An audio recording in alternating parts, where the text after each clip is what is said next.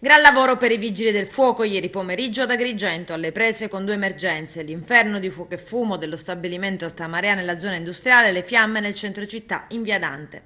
Un'area del capannone in zona Asia è stata completamente distrutta. Le parti attigue sono rimaste danneggiate. Si tratta, come detto, dell'Altamarea che si occupa dell'affumicamento di prodotti ittici come pesce spada, tonno, salmone e cernia. Nessun dubbio, non per i vigili del fuoco, sul fatto che l'incendio possa aver avuto un'origine accidentale. Quando le fiamme sono divampate, c'erano infatti gli impiegati che lavoravano nei vari capannoni. Scattato l'allarme, nella zona industriale si sono portate diverse squadre dei vigili del fuoco, pompieri che davanti alla mano hanno cercato di salvare il salvabile. Sul posto anche i carabinieri che hanno naturalmente, in attesa di ricevere la perizia dei vigili del fuoco, avviato le indagini. I danni sono ingenti. E sono stati momenti di grande concitazione anche in zona via Dante. A bruciare è stato il boschetto, in fiamme centinaia di ettari di vegetazione.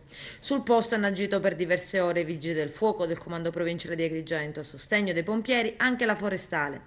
Dopo diverse ore di lavoro in supporto anche un elicottero dell'aeronautica militare. Il rogo si è protratto in diverse zone del boschetto, l'incendio è stato spento dopo diverse ore. Sono stati attimi di paura anche per gli abitanti della zona che in poco meno di mezz'ora hanno visto le fiamme protrarsi ed arrivare anche vicino alla chiesa.